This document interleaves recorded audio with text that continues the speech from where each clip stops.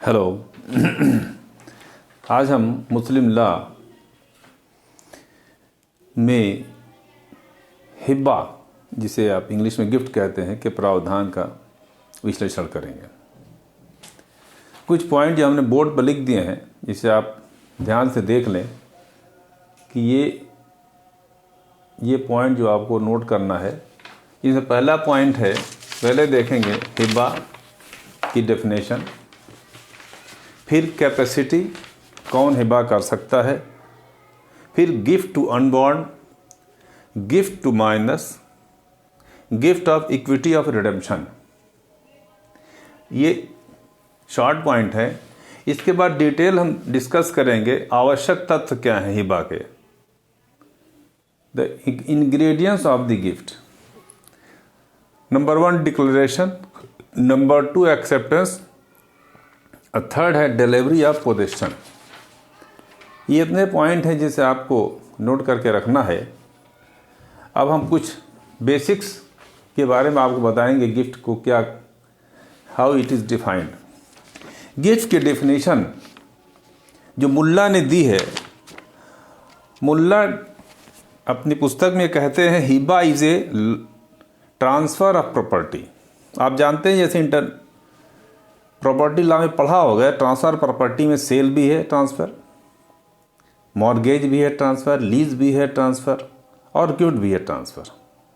बस सेल में, मॉर्गेज में, गिफ्ट में क्या डिफरेंस है कि गिफ्ट बिना किसी प्रतिफल के होगा, otherwise any contract without consideration is wide. लेकिन गिफ्ट इसका, आप कॉन्ट्रैक्ट एक्ट में देखेंगे, गिफ्ट इसका एक एक्सेप्शन है।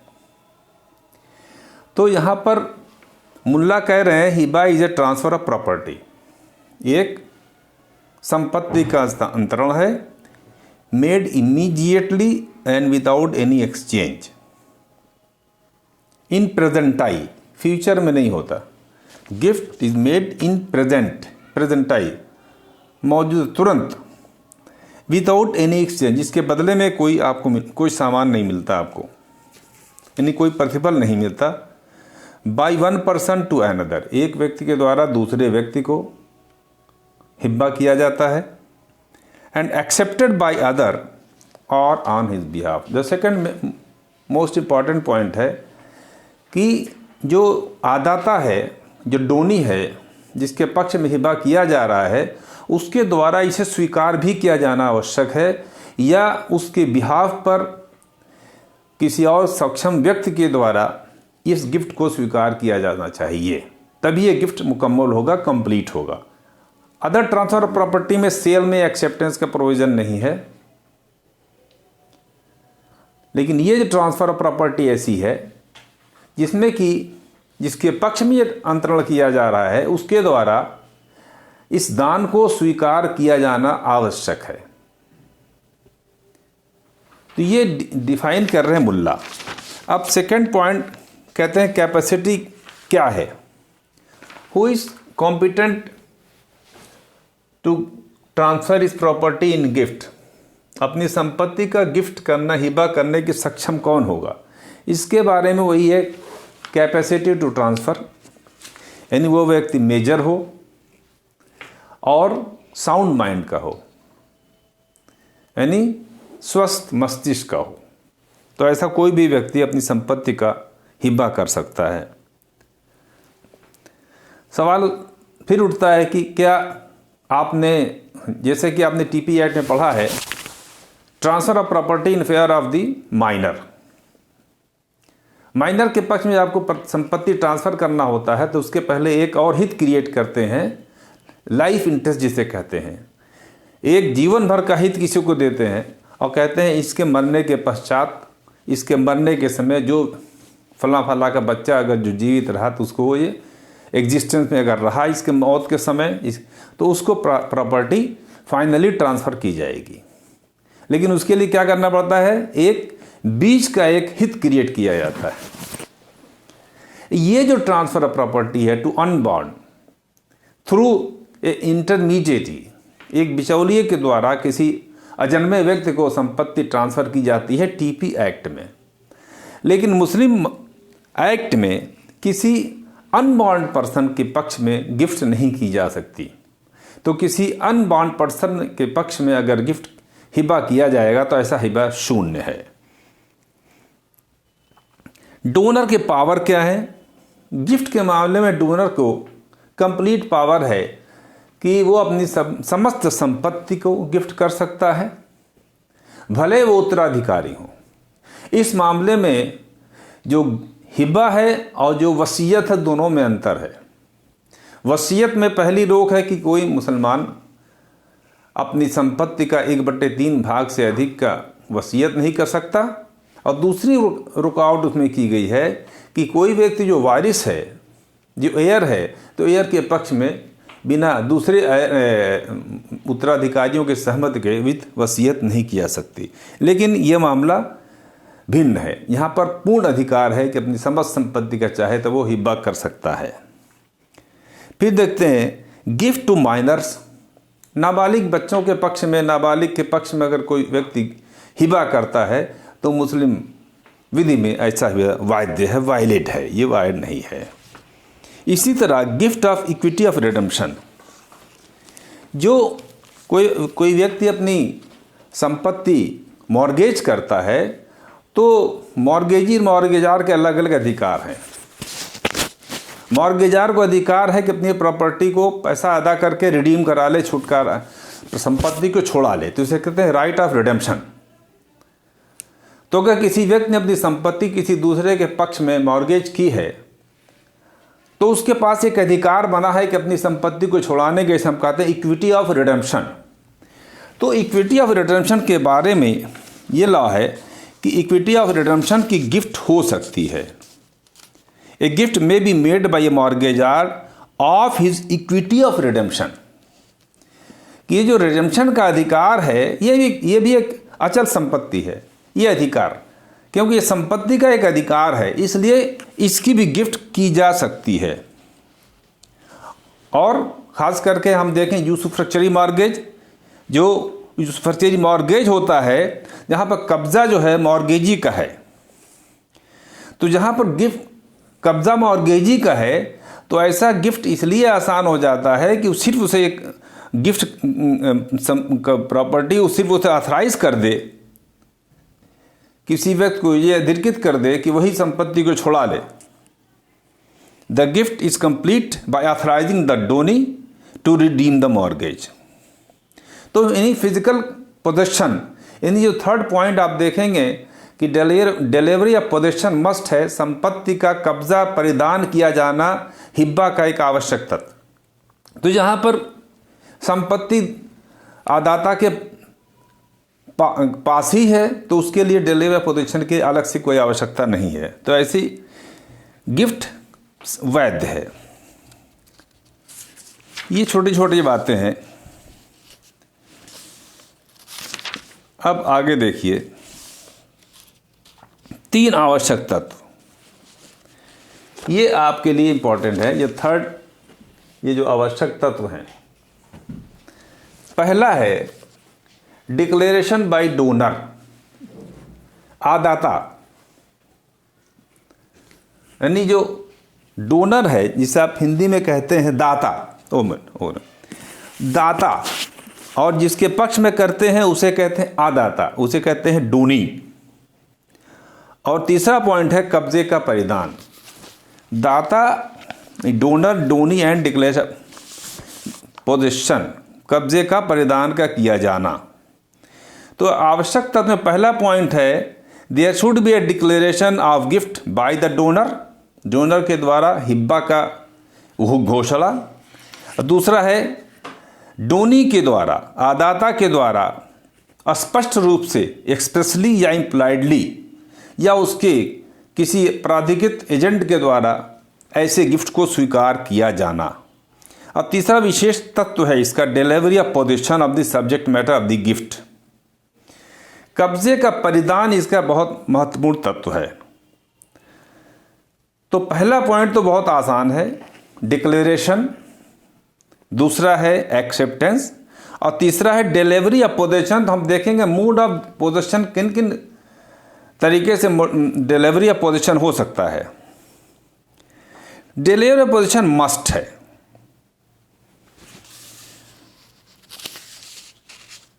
अब डिलीवरी पोजीशन कब्जा दो तरह से दिया जा सकता है, वास्तविक कब्जा या आणविक कब्जा, यानी actual position and constructive position. कब एक्चुअल पोजीशन, जब कब्जा डोनर के पास है तो उसे एक्चुअली उसको डिलीवर करना पड़ेगा, और कहीं कहीं ऐसा होता है कि कंस्ट्रक्टिवली माना जाएगा कि कब्जा दे दिया गया। जैसे आप देखेंगे गिफ्ट ऑफ, एक है डोनर रिजर्व्स कॉर्पस, एक है किसी प्रॉपर्टी के इंसिडेंस में दो चीज़ें होती हैं, कॉर्पस और यूसुफ्रक्ट। एक संपत्ति है और दूसरा संपत्ति के उपभोग का अधिकार है, यानी संपत्ति न अंतरित करके उपभोग का अधिकार। तो यहां मुस्लिम लॉ में क्या कहता है, gift of corpus of property, donor reserves usufruct to himself and remains in physical possession. Donee pays tax to government, it amounts to constructive possession. यह कंस्ट्रक्टिव पोजेशन की एक मिसाल है। कॉर्पस ऑफ द प्रॉपर्टी, संपत्ति को तो अंतरित किया लेकिन उसको भोग का अधिकार डोनर ने अपने पास रखा और कब्जा बना रखा, लेकिन जो ओनरशिप है जिसे आप कॉर्पस कहते हैं वो उसने ट्रांसफर कर दिया। अब जो आदाता है, डोनी है, वही टैक्स अदा कर रहा है। तो अगर डोनी ऐसी संपत्ति का टैक्स अदा कर रहा है तो ये माना जाएगा कि ये है कंस्ट्रक्टिव पोजीशन, माना जाएगा कि उसके पक्ष में कंस्ट्रक्टिव पोजीशन डिलीवर हो गया, आणविक कब्जा उसे प्रदान कर दिया गया।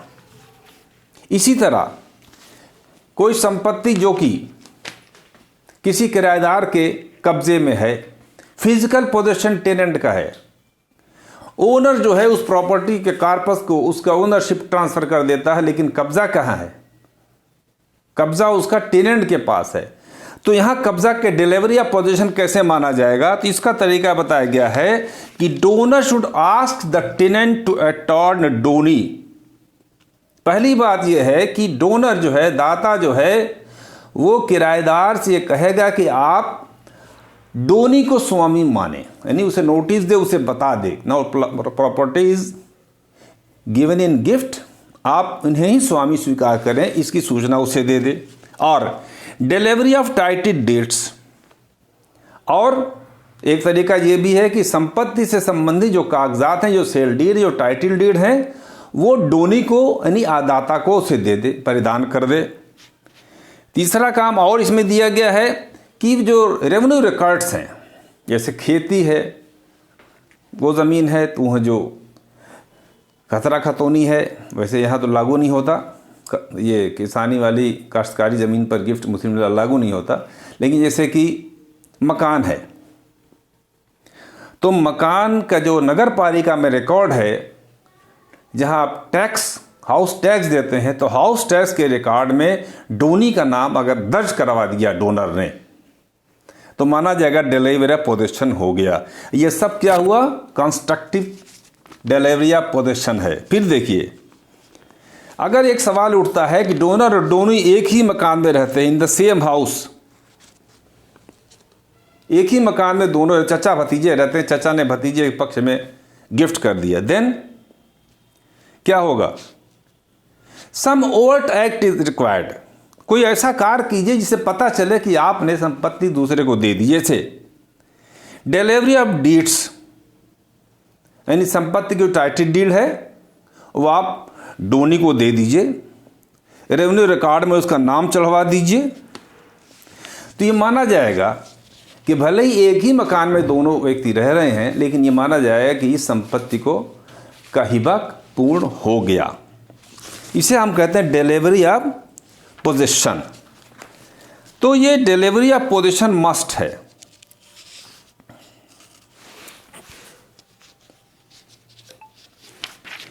तो ये डिफरेंट मूड्स हमने आपको बताया कि डेल्विया पोजीशन कैसे हो सकता है।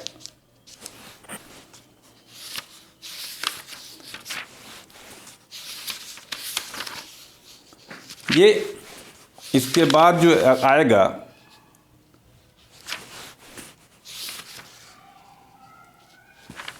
ये सब अचल संपत्ति के था।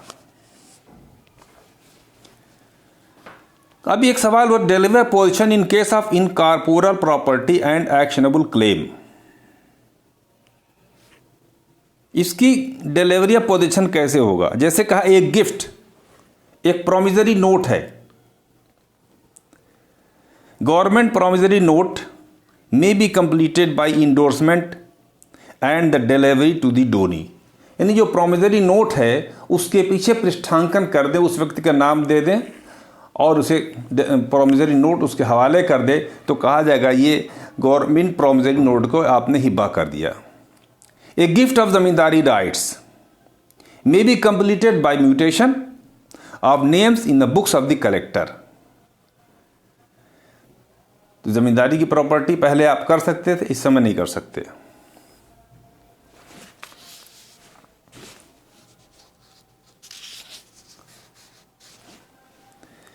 लॉ क्या कह रहा है कि when the subject of the gift is incorporeal property and actionable claim,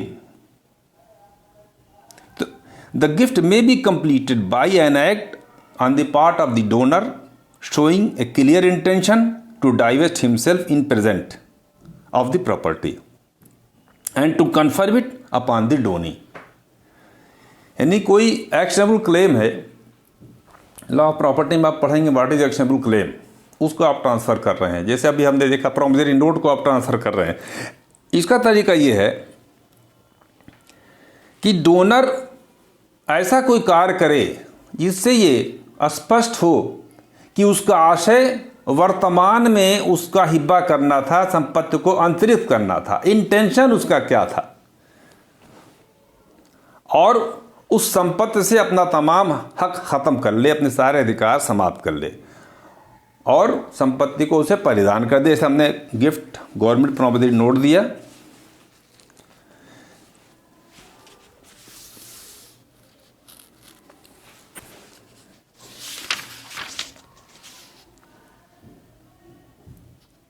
एक सवाल और आया, no gift to a minor by father और गार्जियन। फादर और गार्जियन के द्वारा अपने माइनर वार्ड को या माइनर बच्चे को हक में अगर गिफ्ट किया जाता है तो कहा गया no transfer of possession is required in case of a gift by a father to his minor child और by a guardian to his ward. यहां पर एक्चुअल पोजेशन देने की कोई ज़रूरत नहीं है। All that is necessary to establish a bona fide intention to give. यहाँ भी ये आशय साबित करना पड़ेगा कि इसका आशय जो था इसको गिफ्ट करना था।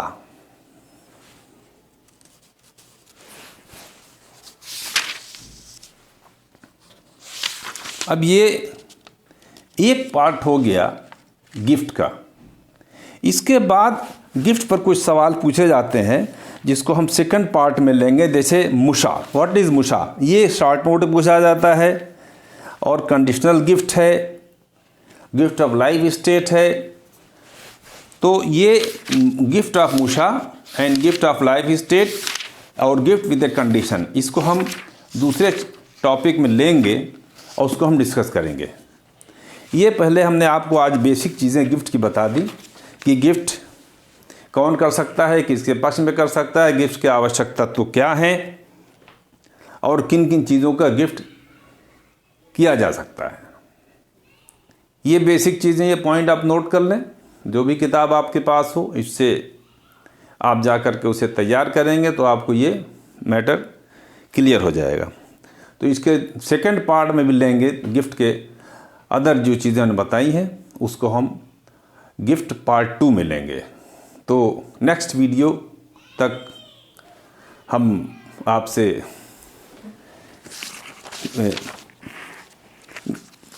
नेक्स्ट वीडियो में हम आपको उसको गिफ्ट को कवर करेंगे।